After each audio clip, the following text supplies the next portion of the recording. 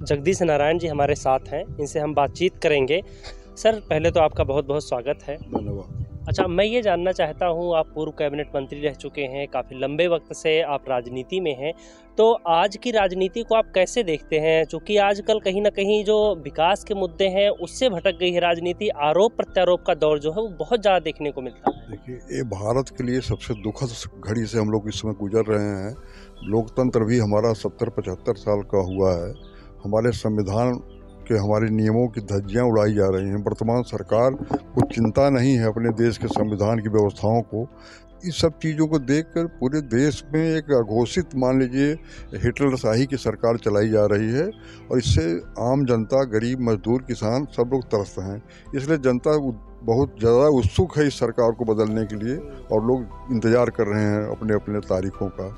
अच्छा, अगर बात करें वर्तमान की योगी सरकार की, तो दावा किया जाता है सबका साथ सबका विकास का, और जगह-जगह बैनर, पोस्टर, और आप देखेंगे अखबारों में भी हर जगह विज्ञापन भी जो दिए गए हैं अब तक कि यूपी नंबर 1 बन चुका है। तो कैसे देखते हैं आप इसे? देखिए, ये जो योगी सरकार है, अब तक की प्रदेश की जितनी सरकारें सबसे फेल्योर सरकार है। ये बढ़िया बात तो कर लिए हैं, नारा दे दिए हैं, सबका साथ सबका विकास, लेकिन हम सबके साथ अत्याचार और अपना विकास इन्होंने किया है। धरती पर अवले, जैसे हम जौनपुर में खड़े हैं, आप हमारे साथ खड़े हैं, बता दीजिए जौनपुर में ऐसी कौन सी नई चीज़ इन्होंने दिया जिसको हम लोग कहें। एक मेडिकल कॉलेज है, उस पर भी खाली था, पहले सरकारी था, उसको राजकीय था, उसको हटा के स्वायत्त शासी कर दिया गया। अब स्वायत्त शासी में तो महंगा होगा, उसमें इलाज महंगे होंगे, गरीबों का क्या लाभ होगा उससे। ये तो एक उपलब्धि इन्होंने दिया। एक भी यहाँ पावर स्टेशन नहीं नया खुला, एक 400 केवी का बन रहा है, अभी तैयार ही नहीं हुआ। तो क्या इन्होंने ऐसा काम किया जिसकी हम उपलब्धि बताएं। अच्छा, जनता के बीच जब आप जाते हैं तो जो राशन बांटा जा रहा है, और कई बार इसका जिक्र किया है जितने भी बड़े नेता हैं उन्होंने मंच से कि हाँ, राशन मुफ्त दे रही है सरकार। कोविड के टाइम में जब कोई नहीं साथ दे रहा था, तब से हम साथ खड़े हैं। क्या रिएक्शन रहता है इस पर जनता का? देखिए, उनको गलतफहमी है। कोविड के टाइम से वो राशन मुफ्त तो पहले से दे रहे हैं, चुनाव के लिए, वोट के लिए।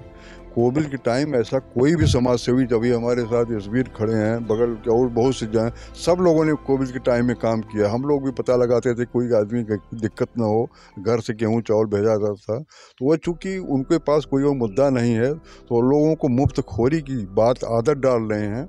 ये उनकी नीति और रणनीति है कि लोगों को मुफ्त अनाज दे के लोगों को बेकार बनाया जाए और उनको इस तरह से चढ़ा के सेंटिमेंटल व्यवस्था करा के सरकार बनाई जाए और इस देश को पूंजीपतियों को मजबूत किया जाए। गरीबों की इनकी कोई चिंता नहीं। जाफराबाद में अगर बात करें तो यहाँ पर क्या कुछ कामकाज हुआ है, और क्या ऐसी चीज़ें हैं जो अगर आप जीत कर आते हैं तो वो सबसे पहले करवाएंगे, जो आपकी आंखों में चुभ रही हो? देखिए, यहाँ सबसे बड़ा था, एक ट्रामा सेंटर मैंने खुलवाया था। जनपद में, पूरे प्रदेश में पहला ट्रामा सेंटर था जो कि किसी मेडिकल कॉलेज या अस्पताल के बाहर मंजूर हुआ था और खुलवाया था। उस ट्रामा सेंटर को उपलब्धि बताते हैं ये लोग, मुझे हंसी आती है। उसका मूल उद्देश्य आज तक सफल नहीं हुआ। हम उसके बनने के बाद, बिल्डिंग के बाद, मैं विधायक था नहीं 10 साल से, तो वहाँ जो ट्रामा सेंटर जो एक्सीडेंटल व्यवस्था है वो कुछ हुई नहीं। कोविड में वहाँ थोड़ा व्यवस्था कर दिए तो उसी को लोग उपलब्धि मानते हैं। तो एक तो समझ लीजिए कि कुछ नहीं हुआ। सबसे बड़ा काम स्वास्थ्य है, जो हमारी इतनी बड़ी चीज़ मिली हमको, उसका क्या लाभ मिल रहा है जनपद को, यहाँ के लोगों को। आज भी एक्सीडेंट होता है, लोग लेके ट्रामा सेंटर BHU जाते हैं, तो इसका क्या उपयुक्तता रह गई है। तो इस तरह से इनकी जो सिर्फ बातें हैं, फर्जी बातें हैं। सड़क की स्थिति है आज भी हमारे यहाँ, देख लीजिए, गौरवास्तापुर से चले जाइए, यहाँ जो है मुफ्तीगंज की विश्व बैंक की बनी हुई सड़क है, एकदम उखड़ गई, उस पर चलना दूभर हो जाएगा। यहीं से जलालपुर में कुसियाँ रोड है, उसमें हम लोग रास्ता बदल देते हैं, हमको इटाएँ जाना है तो हम बदल के जाएंगे, उसमें चलना मुश्किल है। अच्छा, तो बहुत सारे ऐसे लोग हैं जिनके पास डिग्रियां हैं लेकिन जॉब नहीं है। बहुत सारे ऐसे युवक हैं, शख्स हैं, व्यक्ति हैं जो रोजगार चाहते हैं। रोजगार के क्षेत्र में क्या कुछ आप कदम उठाएंगे? यहाँ पर कुछ फैक्ट्रियाँ वगैरह या क्या कुछ काम किया देखिए, जाएगा? बड़ी फैक्ट्री तो यहाँ लोग लगाते नहीं। पूर्वी उत्तर प्रदेश में तो हम लोग थे, जब पावर में, सरकार में भी रहे हैं, हमने बहुत प्रयास किया यहाँ कोई कृषि पर आधारित फैक्ट्री लगे। तो एक तो ज़मीन को नहीं मिलती, उपलब्धि नहीं हुई। लेकिन वो जो बड़े मिल मालिक हैं वो कहते हैं कि यहाँ तो राजनीति बहुत होती है, हम लोग यहाँ नहीं। लेकिन उसके लिए एक छोटी व्यवस्था हो सकती है। ये हमारा कृषि प्रधान देश है और पूरे हमारा जिला है कृषि पर आधारित है।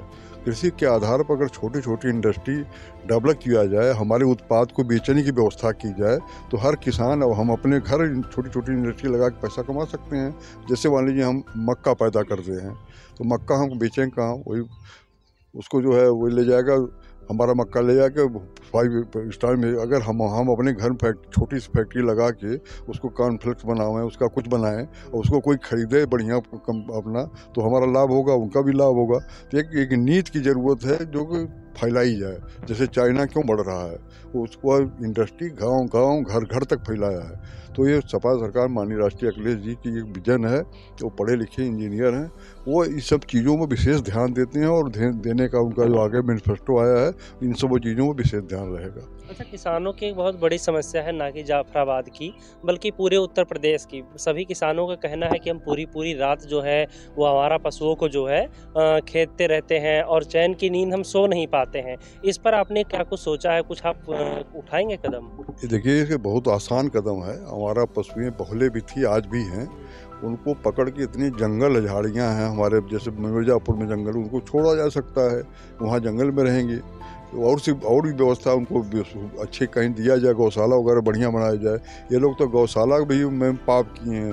कहीं अगल बगल अभी चले जाइए मिलों में, हम रोज़ जाते हैं, देखते हैं 10-20 गायें रोज़ मरती हैं, 10 ठो आती हैं, 10 ठो मरती हैं। तो उसकी भी व्यवस्था नहीं कर पाए हैं। तो ये तो एकदम फेलोर है। इनके पास तो किसान परेशान रहेगा ही। अच्छा, जाफराबाद के लिए कोई ड्रीम प्रोजेक्ट है? अरे जाफराबाद बहुत बड़ी विधानसभा है। इसकी लंबाई लगभग 50-60 किलोमीटर है। पहली पोलिंग से लास्ट पोलिंग तक दूरी 50-60 किलोमीटर है। तो सबसे पहले तो सुविधा अपने मार्ग की कम दूरी में अधिक उसको कवर करना है। जाफराबाद के लिए आवश्यकता है जो हमारी यातायात व्यवस्था सुदृढ़ हो, अस्पताल जो हमारे ठीक से चलें। कई पीएससी बंद हो रही है, जैसे हमारी धर्मापुर ब्लॉक की खुद पीएससी बंद हो गई है। वहाँ की जलालपुर की पीएससी पूरे क्षमता से काम नहीं कर रही है।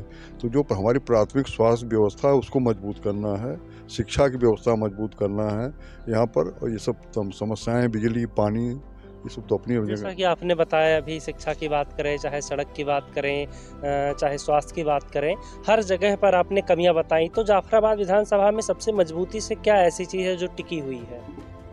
मजबूती से इस समय तो ऐसे कोई चीज़, इससे एक चीज़ दिखाई पड़ रही, अराजकता और उनका जो है दबंगई, यही दिखाई पड़ रहा है सरकार में, और तो अब कुछ दिखाई नहीं पड़ रहा है। सरकार लेकिन दावा करती है 0 टॉलरेंस पे काम हो रहा है। वो तो थानों की रिपोर्ट आप मंगवा लें, कितना टॉलरेंस। अभी कल खबर लगी कि एक जो है एक अपराधी को गोली मारा गया और उसमें पता चला कि तमाम लोगों को, ऐसे लोगों को मुलजिम मारा गया जो 80 साल के बुढ़े हैं। तो यही 0 टॉलरेंस है उनका, और क्या है। जाफराबाद की जनता, जाफराबाद की जो जनता है, क्या कुछ संदेश देना चाहेंगे? जनता से मेरी अपील है, ये चुनाव आपका है, ये आम आदमी का चुनाव है, आपके स्वाभिमान सम्मान का चुनाव है, भारत के संविधान का चुनाव है, बाबा साहब के अम्बेडकर के सपनों के भारत का चुनाव है, महात्मा गांधी के सपनों का चुनाव है, डॉक्टर लोहिया के सपनों का चुनाव है। बड़ी धैर्यता और प्रतिष्ठा के साथ इस भाजपा को मिटाने के लिए एकजुट होकर, बिना किसी दबाव के, बिना जातीय किसी समीकरण को, सबको तोड़ते हुए पूरा समर्थन जो है राष्ट्रीय अध्यक्ष माननीय अखिलेश यादव को मुख्यमंत्री बनाने के लिए छड़ी, यहाँ चूँकि छड़ी निशान है गठबंधन के, छड़ी निशान पर बटन दबाएं, मेरा अनुरोध रहे। बहुत बहुत धन्यवाद आपका। तो ये थे हमारे साथ जगदीश नारायण राय जी, जो सुभाषपा से गठबंधन में इस बार चुनाव मैदान में है, जाफराबाद से। हालांकि तो देखने वाली बात होगी कि जनता इस बार किसे जिताएगी।